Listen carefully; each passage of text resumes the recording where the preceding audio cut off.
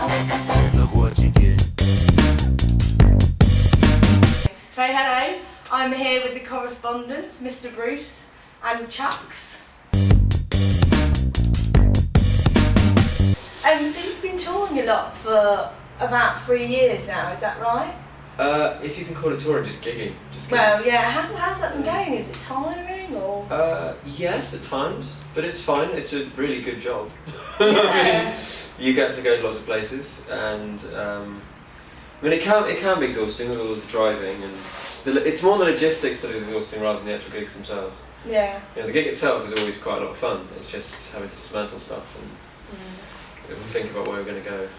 And have you found like the crowds have the reception of the crowds have got better over the times? Yeah, without a doubt. Oh, good. And you were here last year, weren't you? Yes. Do you remember that at all last year? Block party. Yeah, was it kind of the same night last year? Was that a good night? Do you remember that? Yeah, it was. Bournemouth here. Lots and lots of students I seem to remember, which is always fun. Yeah, really good. We're on really late, I seem to remember. Yeah, we were on after a pretty 2:30. banging DJ as well. Yeah, so... It was a really fun set. I remember that much. It's quite funny when you do lots of them, they kind of all blend into one.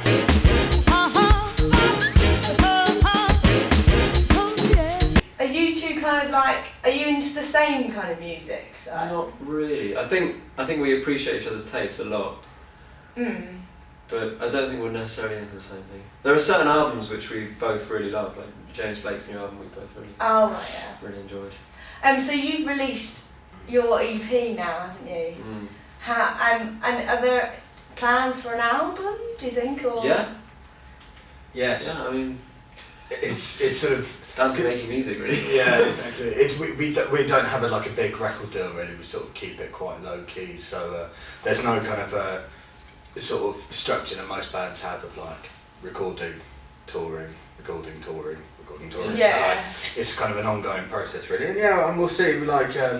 If we feel like we've got enough tracks together that constitute an album, Nice body of work. a body of work, fit body of work. We'll chuck it on a CD and hope that people buy it. But we'll see. And what is your favourite song to perform? Do you have a favourite song to perform? The funny thing is that... Whatever one we've done least. Yeah, exactly, that's almost it. Any new track we get really excited about things, because we gig so much, so 3 times a week. You do play the same material over and over, and you don't necessarily get bored with it, but you just crave something new. You crave that something new which gives a bit of danger to... Yeah, it gives a bit of danger to your set. And your performances are quite animated, obviously with your dancing and all the flamboyant outfits and things. Where did you learn to dance like that? I mean, you go... Never learned. Did you just teach yourself, or...? Yeah, I used to go to a lot of drum and bass clubs when I was from 15 onwards, and used to watch people copy them or just try and go nuts in whatever fashion I thought. It's quite unique, really, isn't it? I think it's because I haven't had any formal training. I think that's probably why it looks unique, because I don't know, I'm probably picking up bits of maybe Charleston stuff from old movies that I used to watch ages and ages ago, and now it's much more I just allow whatever happens. I know what's the conveyor belt and that sort of thing. Yeah. So it's mainly just going nuts to whatever you play. So if you went out to a club, what you say? Would I dance? Would you dance like that? Would you get on the treadmill and stuff? I'll take it with me. No. We don't really go out much because we're gigging every weekend. Yeah, but and if I do go out, I don't necessarily want to go out and dance because I just feel like I'm performing again. I don't want to. I feel like I want to break. Really? Watch other people. Whenever I go out now, I really just want to drink actually, because we don't really drink when we're gigging because it's just too much of an arse, really. Feeling hungover when you've got 2 more gigs in front of you, sort of thing. So actually, you just want to. We're not very rock and roll. Yeah. Sound quite boring. Yeah, exactly. The funny thing is everyone has this expectation of, if you're in a band, they have this expectation that you're going to turn up and throw the telly out the window. Yeah. I'm looking around, we could throw the fridge out or something.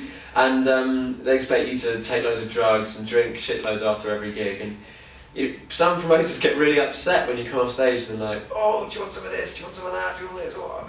And you go, oh no, just have a cup of tea, please. That's quite like a nap. Can't I just go to bed? Exactly. And your outfits as well are quite extravagant. You got these kind of, you have I've seen a kind of one piece with a flappy bit here. Yeah, with the flappy is that, bit, yeah. You're not sporting that this evening, why? No, I'm not now. No. What, do you get these It's specially horrible. made, or? Yes, I have friends who make them. Do you?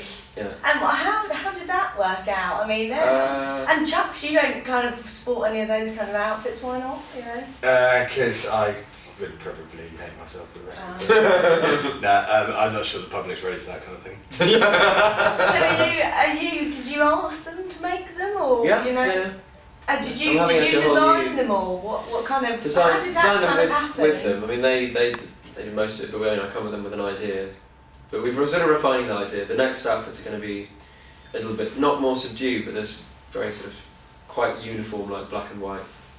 Oh, so you've got kind of. So did you just see that subdued? They're not subdued. Because if you know they are, no, the new ones are.